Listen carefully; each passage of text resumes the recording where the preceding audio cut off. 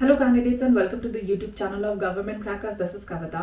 तो आज की वीडियो में हम बात करने वाले हैं पीपीडीटी टेस्ट के बारे में और मैं आप सबके साथ शेयर करने जा रही हूँ my real experience of PPDT, what actually happened with me, that too a centre which was also known as rejection centre. Allahabad को हम अभी भी रिजेक्शन सेंटर बोलते हैं और उस सेंटर में मेरा जो ऑनेस्ट पर्सनल एक्सपीरियंस है एसएसबी इंटरव्यू का, वो मैं आपके साथ शेयर करने जा रही हूँ।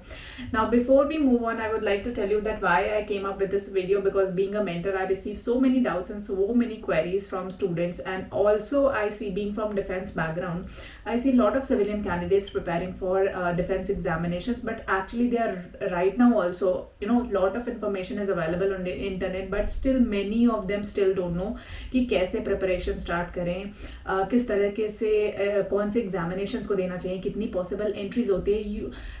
Believe me guys, lot of candidates still face this issue। ये awareness अभी भी missing है। इतना सब कुछ content है लेकिन उसके बाद भी defense examinations और I would say SSB are still a mystery box, because वहाँ पे आपको सिर्फ outline information जो हर books में, हर second blog में आपको दिख जाएगी, लेकिन जो inside story है वो बहुत कम लोगों आपके साथ real experience share करेंगे, बहुत कम लोग आपको रियलिटी बताएंगे।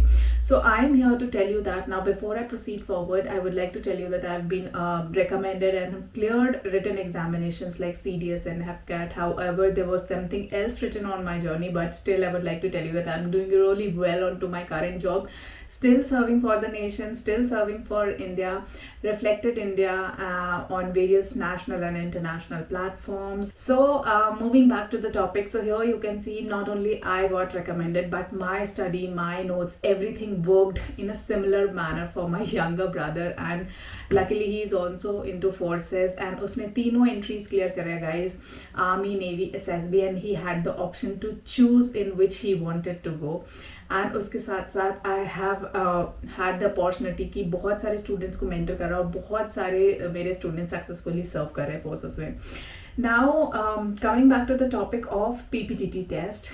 पीपीडीटी टेस्ट आप सबको पता है कि एसएसबी इंटरव्यू में 5 दिन के अलग अलग डिफरेंट काइंड के टेस्ट होते हैं। उनमें पीपीडीटी एक टेस्ट होता है जो कि आपका डे 1 पे होता है, which is also known as screening test. अब स्क्रीनिंग टेस्ट अगर मैं आपको बताऊं तो इट्स डे 1 टेस्टिंग, एंड यहाँ पे जो एलिमिनेशन होता है कैंडिडेट्स का, फॉर एग्जाम्पल अगर 100 स्टूडेंट्स रिपोर्ट करते हैं तो एलिमिनेशन जो होता है वो कैंडिडेट्स का करीबन 70 to 80% एलिमिनेट हो जाते हैं कैंडिडेट्स इस स्टेज पे। और उसके बाद जो डे 2 से डे 5 तक जो सर्व करते हैं एसएसबी सेंटर में, वो खाली 20% कैंडिडेट्स होते हैं। और कभी कभी ये ratio depending upon the entry, depending upon candidates के बैच, कभी कभी ये बैच में रेशियो 0% भी होता है। Yes, that means no candidate is selected and passing stage 1। तो ऐसे भी इंस्टांसेस, ऐसे भी सिनेरियोज आपको देखने को मिलते हैं, because the reason is that क्योंकि इस जॉब में, एसएसबी में, डिफेंस फोर्सेस में, the reason is they don't select candidate. It's not about selection of the candidates.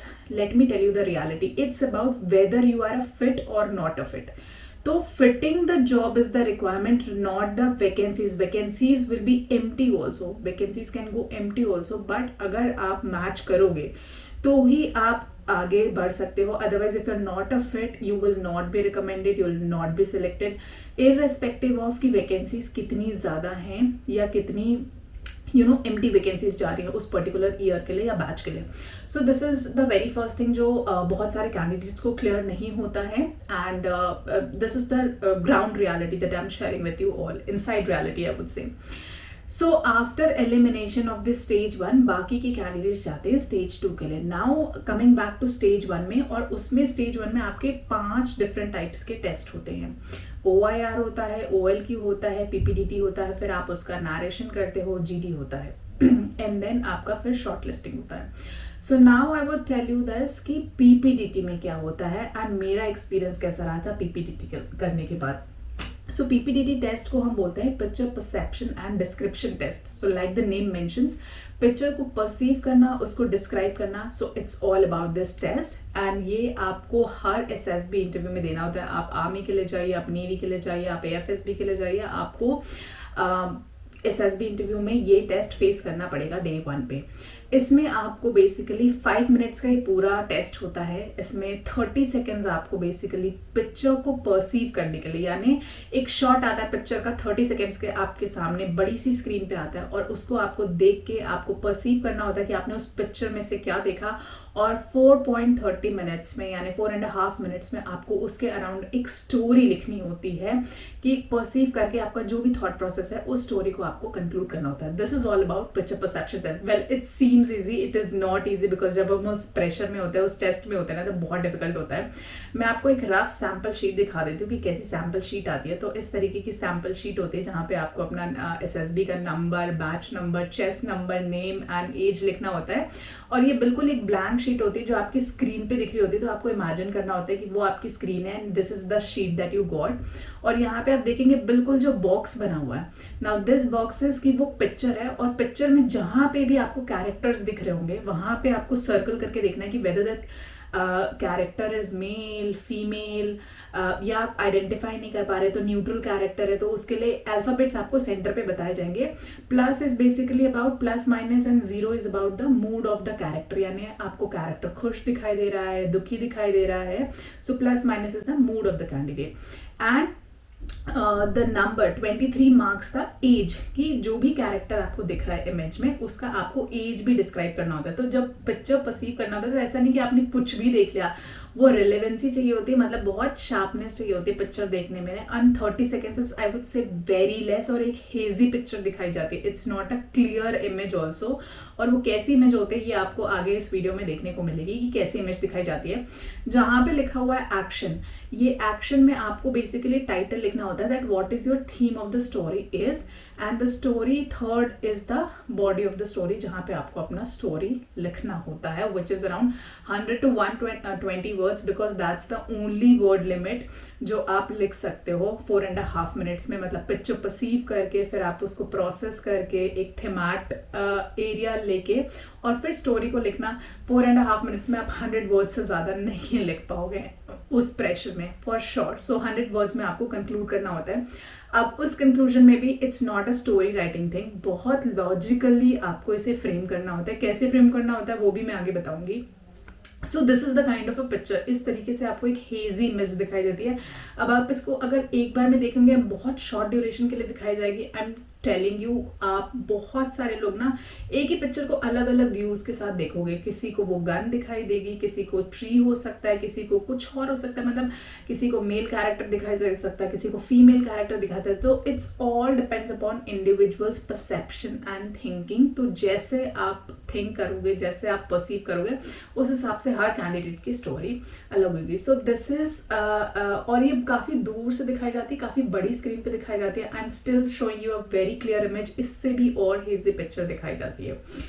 तो once this picture is shown to you, अब मैं पैरेलली दोनों sheets को आपके सामने दिखा रही हूँ so that you have a clear idea कि किस तरीके से पिक्चर दिखाई गई और किस तरीके से आपको अपनी मार्किंग्स करनी है। तो ये जो अब आप स्क्वायर इमेजिन कर रहे हैं, जो शीट में आपके स्क्वायर होगा, ये वहां पे शीट में नहीं होगा आपके पास, बस उस स्क्वायर के अंदर आपको बेसिकली मार्क करना है कि आपने कितने कैरेक्टर्स देखे। फॉर एग्जाम्पल यहाँ पे मुझे 2 कैरेक्टर्स दिखाई दे रहे हैं, तो 2 कैरेक्टर्स में एक मैंने मार्क किया है, एक मैंने मार्क अभी नहीं किया है, ठीक है। ये मैंने बस एग्जाम्पल के लिए आपको शो किया है। फिर मैं इसका एक एक्शन लिख दूंगी और थर्ड में स्टोरी लिखूंगी। अब जैसे मैंने बोला स्टोरी, सिंपल स्टोरी मुझे नहीं लिखनी है, स्टोरी को आपको 3 पार्ट्स में फर्दर डिवाइड करना है। क्या क्या वो पार्ट्स होंगे? सबसे पहले व्हाट हैज हैपेंड, यानी इस पूरे पिक्चर को आपको एक थॉट प्रोसेस देना है जिसमें आपको बताना है पास्ट, प्रेजेंट एंड फ्यूचर दिखाना है। तो पास्ट में ऐसा क्या हुआ होगा जिससे ये सिचुएशन आई है। फिर आपको डिस्क्राइब करना होगा कि करंटली इस पिक्चर में क्या दिखाने की कोशिश की जा रही है, यानी क्या हो रहा है। तो प्रेजेंट सिचुएशन आपको बतानी है। एंड थर्डली आपको फाइनल आउटकम बताना है कि आगे जो इसका कंक्लूजन हुआ वो कैसा हुआ। So it's not an easy task guys, अगर आप प्रैक्टिस नहीं करोगे तो आपको बिल्कुल नहीं समझ में आने वाला है। सो ये तो हो गया हमारे पीपीटी बारे में। ना आई विल शेयर यू मेरे साथ एग्जैक्टली क्या हुआ। So I literally got a very hazy image, और जैसे मैंने पिक्चर परसीव करा, मैंने स्टोरी तो अपनी कंप्लीट कर ली, and then I was really the batches were divided, batch divide करने के बाद हमारा जीडी हुआ और जीडी में my batch was last batch, so हमारे 2020 के बैचेस बने थे ना। उन बैचेस में जो फ्रेम होता है, फॉर एग्जांपल अगर 1 से 20 तक स्टूडेंट्स होते तो मेरा रोल नंबर समवेयर 18 के आसपास था, so I was the third last person to narrate the story. Now it's also very difficult, so this was my first SSB जो मैं आपको बता रही हूँ इलाहाबाद में, जब मेरा सेंटर पड़ा था। तो जब स्टोरी नरेट होती है ना, तो आप कितना भी रिवाइज करो, बट व्हेन यू लिसन 15 और 16 डिफरेंट स्टोरीज, बिकॉज आपको पॉइंट्स भी जॉट डाउन करने होते हैं जो आपको जीडी के लिए हेल्पफुल होता है, क्योंकि आपको सबकी स्टोरी सुननी होती है और देखना होता है कि आपकी स्टोरी किस कैंडिडेट के साथ रिलेट हो रही है या कितने कैंडिडेट्स के साथ रिलेट हो रही है, सो दैट जीडी में आप चेस नंबर को एड्रेस करके अपना पॉइंट भी दे सकें। सो स्टोरी सुनना भी बहुत इंपॉर्टेंट होता है, और स्टोरी सुनने के साथ साथ इतनी सारी स्टोरी सुनने के बाद आपको अपनी स्टोरी याद रखना और उसको नरेट करना, it's a really difficult task. मतलब अगर आप एक बार में सोच रहे हैं वो नहीं होगा without practice. So what happened was कि मैंने सबकी स्टोरी सुनी, when my turn came was I narrated my story. So मेरा फर्स्ट पार्ट तक, मैं प्रेजेंट तक तो मैंने बहुत अच्छे से अपना स्टोरी नरेट करा। हाउएवर वन मेरा आउटकम का पार्ट आया, आई वॉज लिटरली ब्लैंक। मतलब आई वुड से 40 सेकेंड्स तक मैंने बहुत अच्छे से नरेट करा, 40 सेकेंड्स के बाद I was literally blank and मैं कुछ नहीं कर पाई। And the assessor said next. I thought, oh my god, this was my chance ended, I will fail, I would get out of SSB interview, और story ख़त्म हो गई। उसके बाद स्टार्ट हुआ जीडी। नाउ उस टाइम पे मैंने गिव अप नहीं करा। I thought no, let's just take a chance, let's just give my full efforts. And story नहीं कंप्लीट करने के बाद भी, ये मेरे साथ नरेशन में हुआ, रिटन में मैंने पूरी स्टोरी अपनी कंप्लीट करी हुई थी। So it was not that कि मैंने अपना स्टोरी कंप्लीट नहीं करा था, मतलब 4.5 मिनट्स में मैंने पेपर पे सारी स्टोरी लिखी हुई थी। हाउएवर नरेशन के टाइम पे मैं अपनी स्टोरी भूल गई थी। सो जब जीडी का पार्ट आया, thought let's not give up, let's try my best at least. तो मैंने वहाँ पे गिव अप नहीं करा। और जीडी में जब हुए तो जीडी में बिकॉज मैंने सबकी स्टोरी सुनी थी, तो that was a plus point for me. और वहाँ पे स्टोरीज लिख के I could easily relate and को रिलेट कि मेरे जो पॉइंट्स हैं स्टोरी के वो किस कैंडिडेट के साथ मैच हो रहे थे। And I just made 2 or 3 times very good pointers with my colleagues, जिसपे बाकी सारे कैंडिडेट्स ने अग्री करा था। And that was a turning point जहाँ पे everybody came together on my point, and I was the one who got an opportunity to summarize the story, and that's how I finally my group agreed to me. Everybody was very happy with my conclusion because मैंने सबके points लेके उस story को conclude करा था।